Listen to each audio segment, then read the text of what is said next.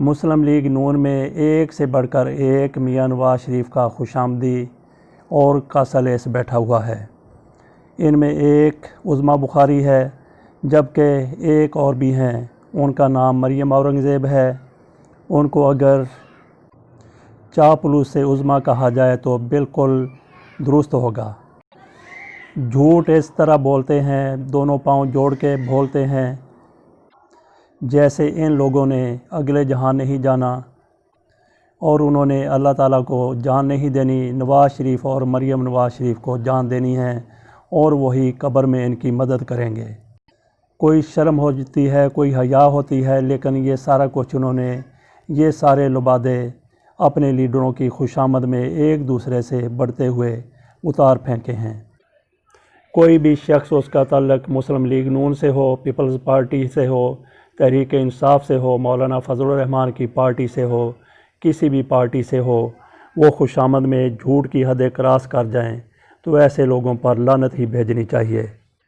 Broad sheet کے معاملے میں مسلم لیگ نون کے بہت سے لوگ میاں نواز شریف کی دیانت کی، ایمانداری کی، ان کی صداقت کی جھوٹی قسمیں کھائے جا رہے ہیں۔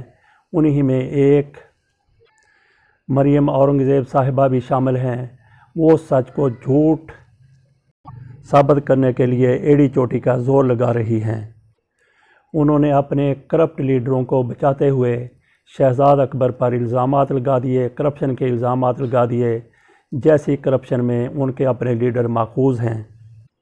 مریم اورنگزیب صاحبہ کی زبانی سنیے، انہوں نے شہزاد اکبر پر براڈ شیٹ کے حوالے سے کیا الزامات لگائے ہیں۔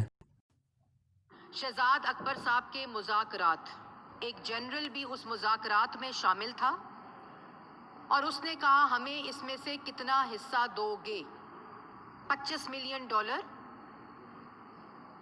جو کہ 400 کروڑ بنتا ہے۔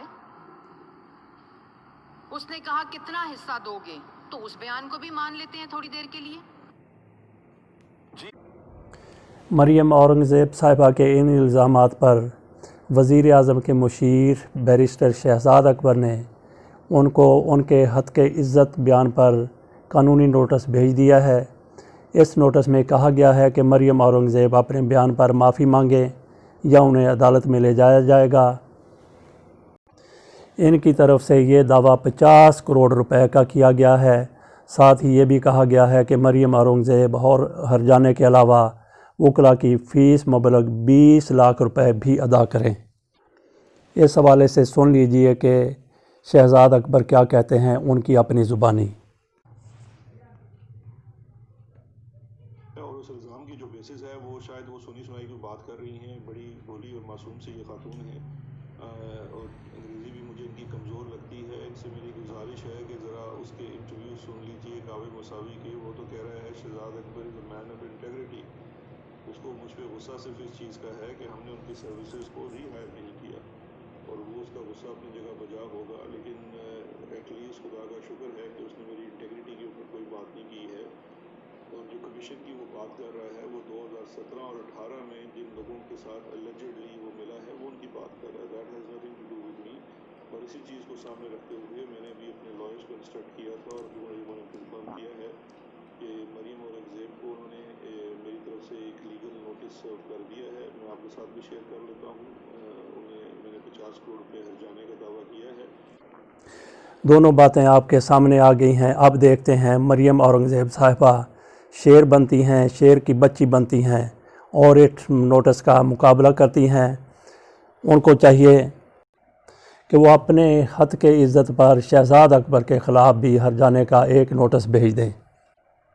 اگر وہ سچی ہوئی تو یقیناً نوٹس بھیجیں گی، اگر جھوٹی ہوئی تو معافی مانگتی ہوئی نظر آئیں گی یا پھر شہزاد اکبر سے اس معاملے میں خفیہ ڈیل کرنے کی کوشش کریں گی۔ یہ بھی ہو سکتا ہے کہ وہ 50 کروڑ روپے ہی ادا کر دیں، کیونکہ مریم نواز شریف اور میاں نواز شریف اور ان کے دوسرے لوگ جو ان کے مربی اور محسن ہیں، جن کی یہ دیانتداری کی قسمیں کھاتی ہیں، جن کا دفاع ان سے بڑھ کر کرتی ہیں، ان کے لیے 50 کروڑ روپے ہاتھوں کی میل سے بھی کم قیمتی ہے۔ مریم اورنگزیب صاحبہ شاید میاں نواز شریف کی پیروی کرتے ہوئے उस जनरल का भी नाम बता दें जिनका उन्होंने ज़िक्र किया है कि वो भी शहज़ाद अकबर के साथ शामिल था। ये मोहतरमा कैसे बात को ट्विस्ट देती हैं कि 2017 की बात पीछे ले जाके शहज़ाद अकबर के सर पर मनने की कोशिश कर रही हैं। चलें देखते हैं कि अदालतें किस तरीके से दूध का दूध और पानी का पानी करती हैं। मुस्लिम लीग नून